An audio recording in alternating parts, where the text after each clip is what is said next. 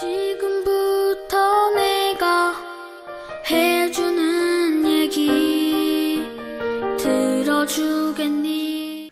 할렐루야. 오늘도 주님의 은혜와 함께 시작하는 새로운 날입니다. 4월 28일 화요일 예배를 하나님께 올려드리겠습니다. 먼저 찬송가 50장 1절 2절 찬양을 하나님께 함께 올려드리겠습니다.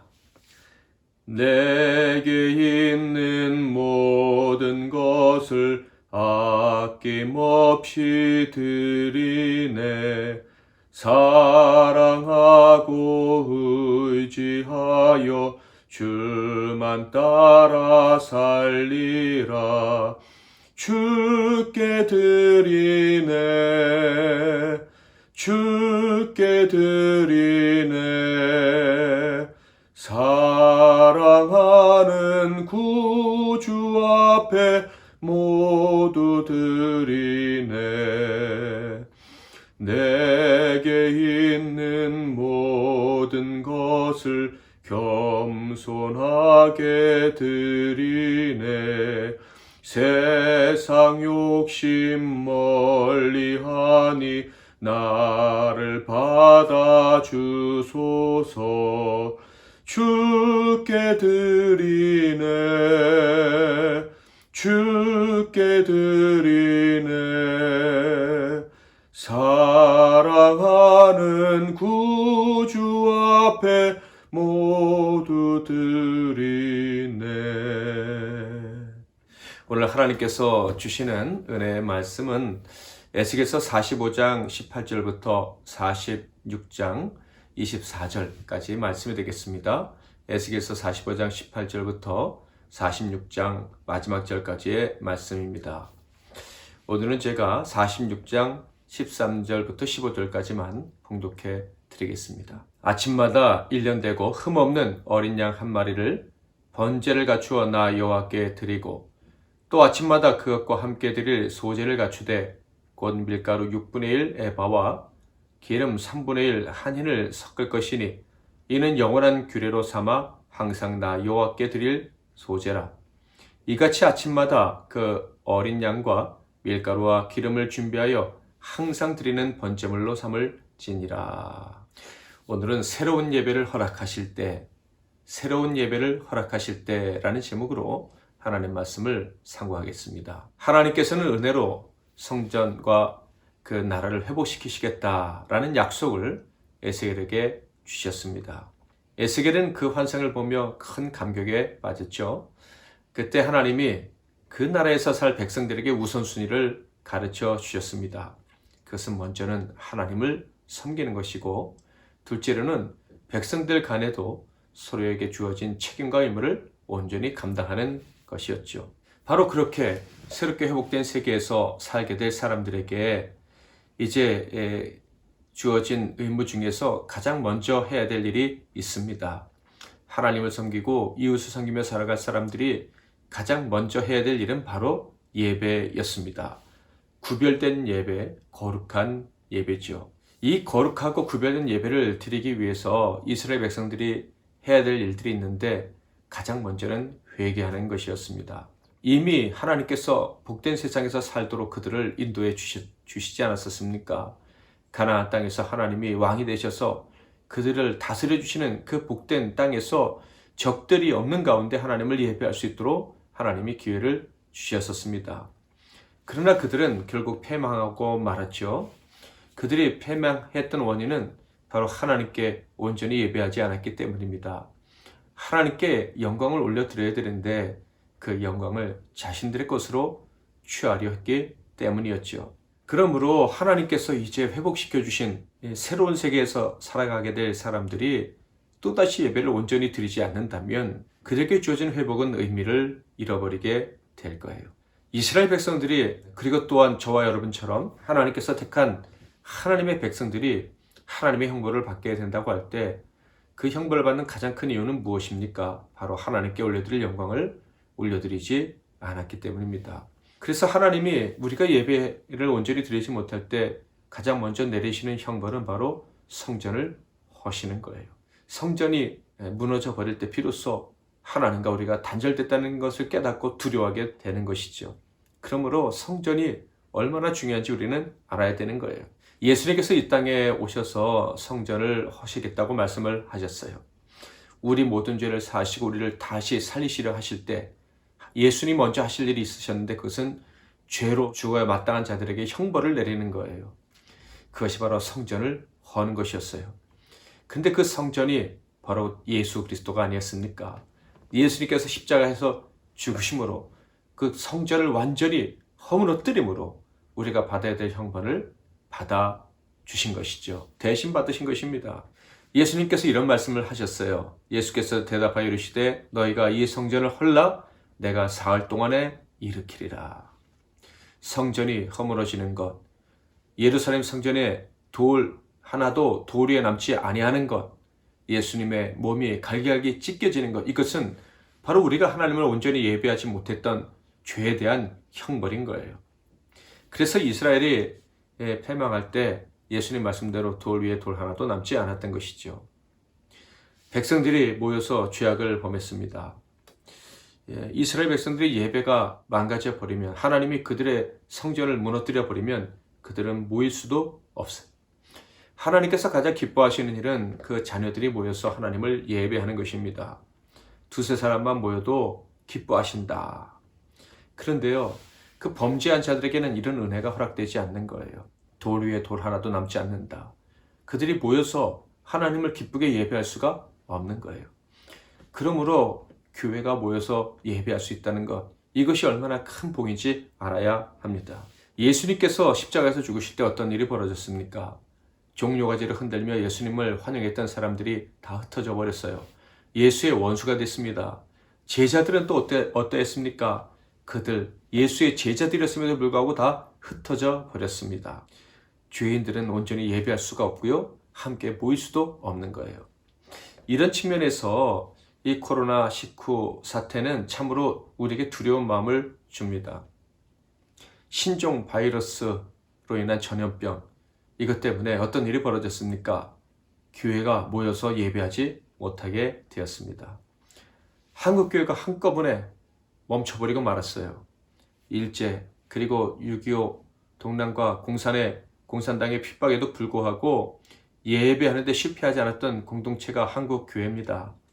그 모든 것을 이겨내고 동네마다 교회가 있고 하나님이 주신 복을 누렸습니다. 오늘날에는 크고 화려한 교회들도 너무 많습니다. 그런데 이 거대한 교회, 자랑스러운 교회들이 어떻게 되었습니까? 하루아침에 예배를 멈췄습니다. 누가 예배를 멈추겠습니까? 사람이 멈추겠습니까? 코로나가 멈추겠습니까? 하나님이 하신 거예요. 하나님이 하셨다면 그 이유가 무엇이겠습니까? 그것을 생각하면 두려운 마음이 듭니다. 혹시 우리가 참된 예배를 드리지 못해서 예배의 자리에 나와서도 우리 자신의 욕심만을 생각하고 세력 싸움이나 하고 내가 더 높아지려고 하는 야망에 불타는 가운데 예배를 해서 하나님이 우리가 예배하지 못하도록 하신 것이라면, 우리의 예배를 거절하신 것이라면, 그렇다면 이 코로나19로 멈춰진 이 한국교회 예배는 끝이 아닐 수도 있는 거예요. 하나님의 심판이라면 심판이 여기서 끝나지 않을 수 있다, 이런 얘기죠. 어쩌면은 한국교회 문을 아주 오랫동안 닫게 만드실지도 모르겠다 하는 두려운 마음마저 듭니다.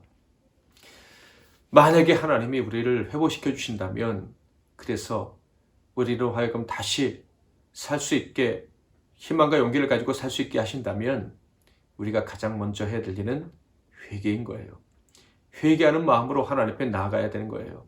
예배할 기회를 주셨다면 정말 진심으로 회개해야 됩니다. 우리가 온전히 하나님께 예배하지 못했던 것들을 말이죠.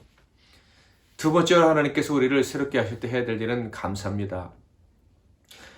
온전히 예배할 수 있는 기회를 다시 주셨다는 것, 이것이 얼마나 큰 은혜인지를 기억하고 감사의 제사를 올려야 됩니다.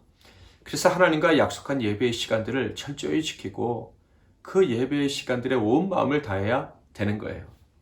성경에 보니까 아침마다 드려야 되고 때와 절기마다 안식일마다 드려야 된다라고 말씀하고 있습니다.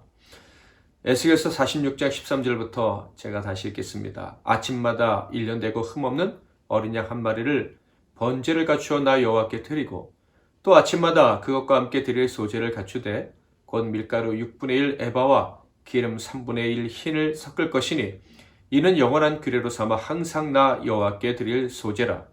이같이 아침마다 그 어린 양과 밀가루와 기름을 준비하여 항상 드리는 번제물로 삼을지니라.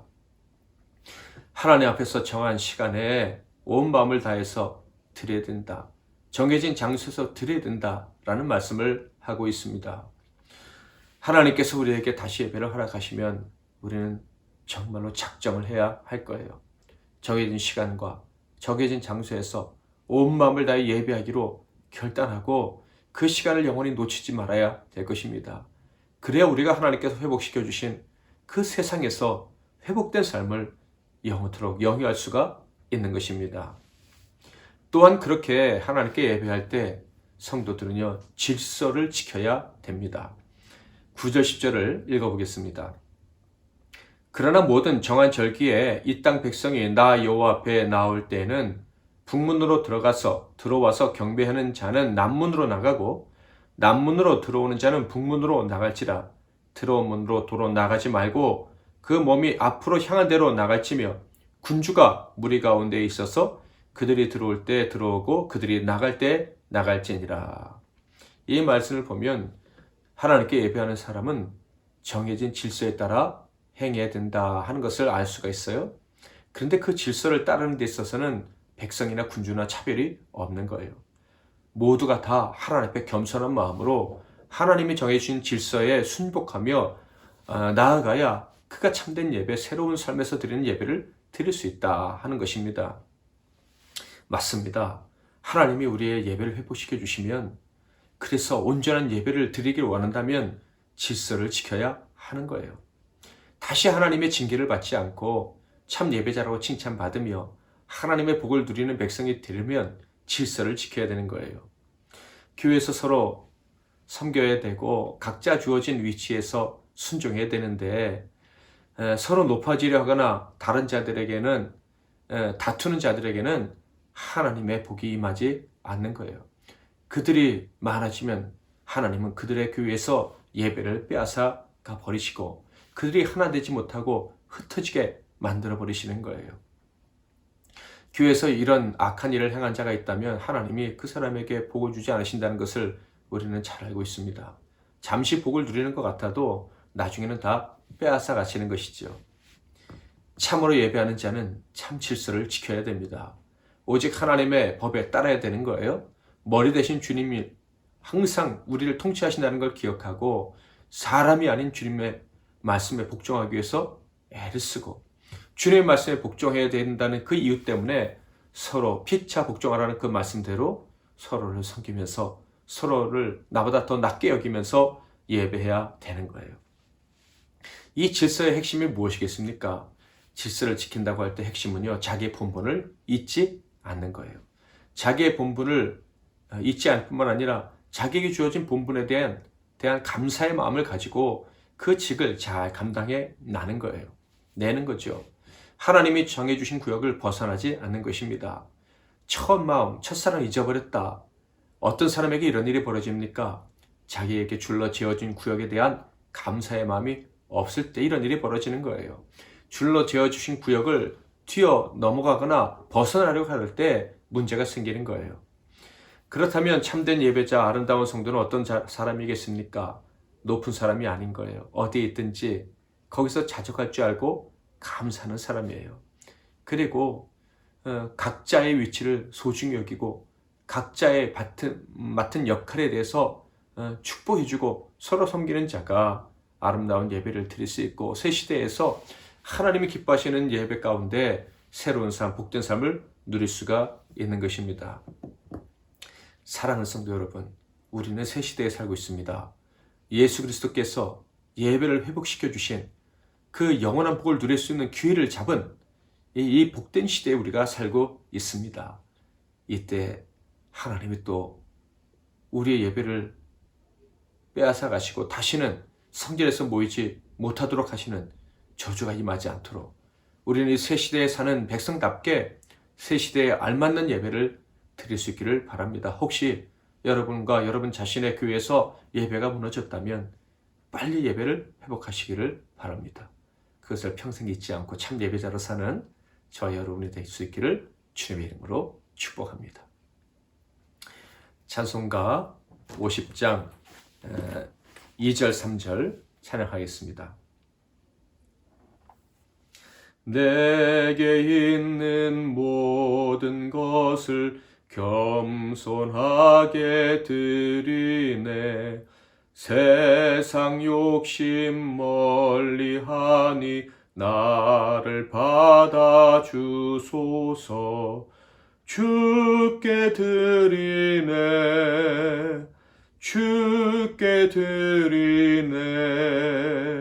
사랑하는 구주 앞에 모두 드리네.